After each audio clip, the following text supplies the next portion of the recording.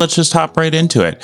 So if you go to the GitHub repo, we've posted this on our public GitHub under EdgeCaster Stream Converter.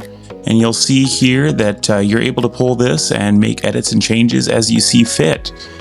There's a README down here that kind of goes through the structure. And the goal obviously is just to take secure raw streams and convert them to a RTSP stream, right? And there's a couple packages that do that. So we're using a Raspberry Pi 5 here. This is just some recommended hardware, but obviously you can get a much more robust device and do a lot more streams. We've got this one spec'd out to 10 concurrent streams. So it'll take in 10 secure raw streams, convert them to RTSP, and push them out over the network. And it kind of gives you a step-by-step on how to do this, but I'm gonna go ahead and walk you through that today. So the first thing you're gonna need to do is put Ubuntu Linux server on your Raspberry Pi. So you can do that by going to raspberrypi.com/software. You're going to want to download the imager, and the imager is going to be how we put Linux Ubuntu on the actual memory card. And so to do that, you just open it up here, choose the device you're utilizing. I'm going to say Raspberry Pi 5, and then I'm going to choose other general purpose OS. I'm going to choose Ubuntu, and I'm going to go down here to server, and I'm going to say next, and then I'm going to choose the memory card that I'm going to write. You can name the device whatever you like. I'm going to call it EdgeCaster here, and then you're just going to choose your time zone and keyboard layout, and then you're going to want to give it a username and password. You're going to need this later to SSH into the device, so go ahead and make it something you're going to remember. And then you choose if there's going to be any Wi-Fi. We do recommend having this plugged into LAN, obviously, better connection there, but this is just for the setup purposes. And then you can choose to add an SSH key or use the password to SSH in. And then you're just going to write the OS to the memory card itself. And that will take just a moment to complete.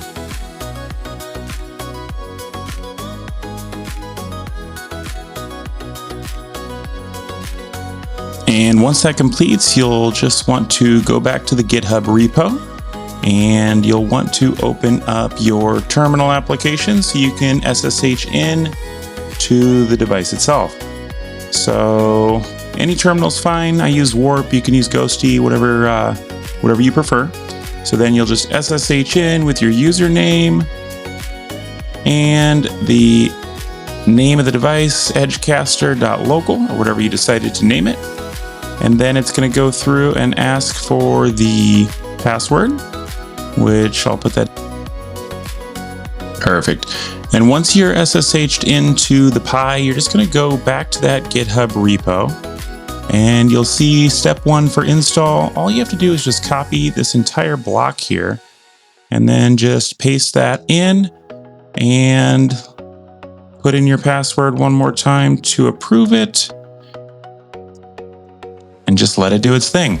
What this is doing is it's going to reach out and it's going to download the entire GitHub repo, so all the packages in the GitHub. So there's a couple things in there, media, MTX, and a couple other necessary files.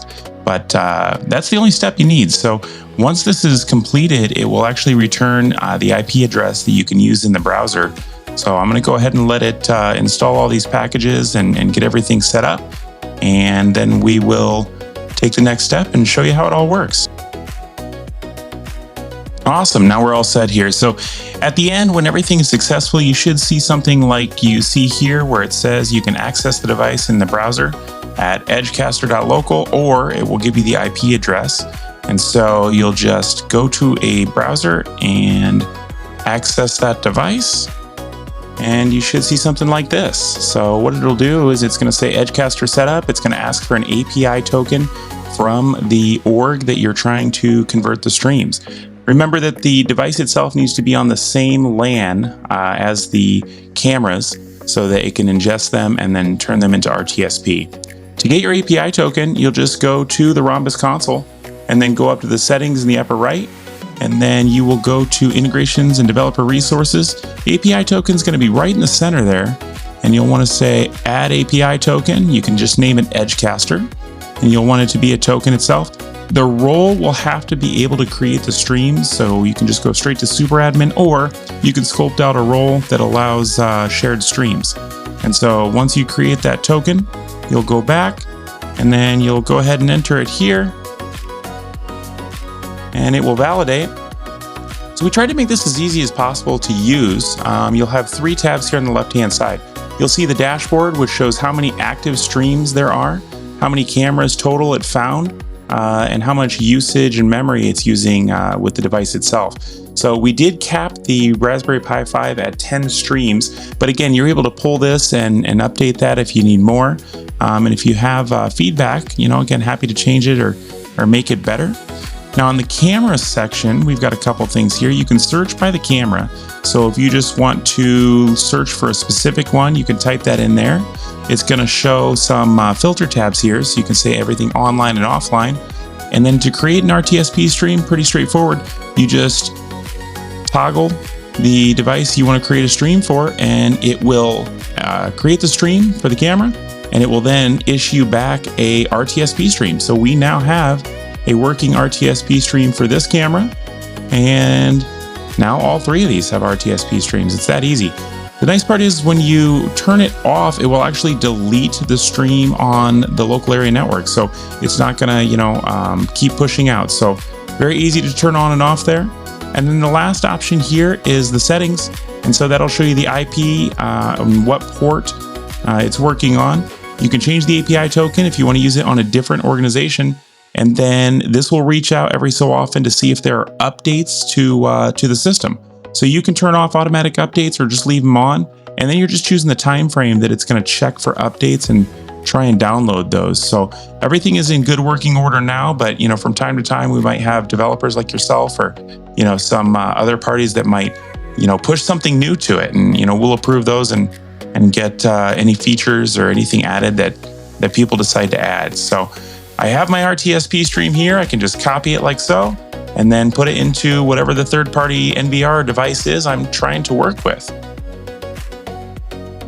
Just remember that you do have to be on the local area network to access this. So that kind of helps keep it secure, so you can't access it over the web. It's just the UI is only accessible when you're on the network. And anytime you want to check how much usage and things like that, these will update over time. And there's a couple packages on the device itself that are making sure that it has a heartbeat, making sure that everything is functioning. If there is a power outage, it will turn right back on, and everything should reboot and work.